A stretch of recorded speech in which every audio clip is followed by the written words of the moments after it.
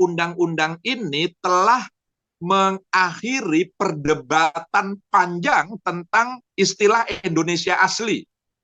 Kita tahu dalam Undang-Undang Dasar, dalam konstitusi kita ada kata Indonesia asli yang sejak 1945 itu selalu menjadi perdebatan siapa yang dimaksud Indonesia asli itu. Sehingga khususnya warga keturunan, meskipun dia warga negara Indonesia, meskipun dia lahir di Indonesia, meskipun orang tuanya juga sudah puluhan bahkan ratusan tahun tinggal di Nusantara ini, warga-warga keturunan itu khususnya warga Tionghoa itu selalu mengalami diskriminasi karena dianggap bukan Indonesia asli. Juga warga keturunan lain, keturunan Arab, keturunan macam-macam, ada India, ada Pakistan, ada macam-macam. Nah, undang-undang kewarganegaraan itu mengakhiri istilah ini karena lalu kemudian dalam undang-undang ini pasal 2 itu mengadopsi apa yang ada dalam undang-undang dasar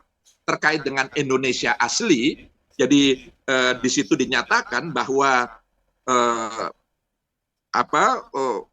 terkait dengan yang menjadi warga negara adalah orang Indonesia asli dan orang-orang bangsa lain yang disahkan menurut undang-undang sebagai warga negara.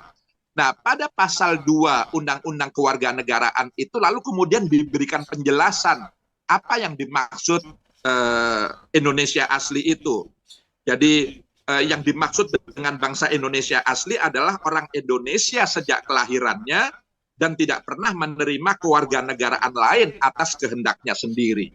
Nah, norma inilah norma penjelasan pasal 2 itulah yang lalu kemudian mengakhiri perdebatan tentang Indonesia asli itu. Jadi karena kemudian ada norma yang menyatakan bahwa yang dimaksud dengan bangsa Indonesia asli adalah orang Indonesia sejak kelahirannya.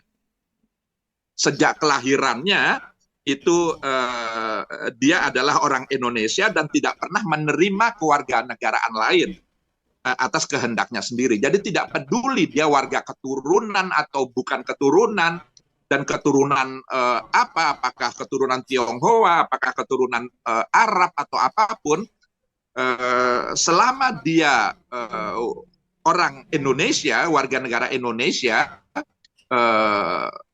sejak kelahirannya, jadi sejak lahir dia orang Indonesia. Kita tahu Indonesia menganut azas kewarganegaraan berdasarkan orang tua, itu ya. Jadi kalau orang tuanya itu warga negara Indonesia, anaknya pasti warga negara Indonesia. Atau berdasarkan tempat tinggal. Jadi kalau dilahirkan di Indonesia, dia menjadi warga negara Indonesia. Jadi itulah kenapa lalu kemudian saya mengatakan ini revolusioner. Assalamualaikum warahmatullahi wabarakatuh. Kali ini Fadli akan mereaksi sebuah video dari seorang negarawan, yaitu Dr. Andes Kiai Haji Lukman Hakim Saifuddin, yang memiliki semacam lembaga atau yayasan yang namanya adalah Yayasan IKI. Yayasan IKI ini berhubungan sekali dengan yang namanya status kewarganegaraan ataupun warga negara asli orang Indonesia. Nah, di sini di dalam Undang-Undang Indonesia semenjak dari tahun 45 sudah menjelaskan bahwa warga negara Indonesia asli atau orang Indonesia asli itu adalah bila orang itu memang lahir di Indonesia. Yang kedua adalah ketika orang tuanya memang benar-benar asli orang Indonesia yang dibuktikan dengan adanya KTP misalkan. Nah, ini yang dikatakan adalah orang Indonesia asli. Jadi, orang Indonesia itu sendiri yang terdiri dari berbagai suku bangsa, itu semuanya asli bila lahir di Indonesia atau memang kedua orang tuanya adalah asli di Indonesia dan tinggal di Indonesia. Nah, untuk warga keturunan, ini pun berlaku yang sama. Jadi tidak membedakan. Baik itu keturunan Cina, keturunan India, ataupun keturunan dari Arab, ataupun keturunan dari Rusia, Korea, dan lain-lain.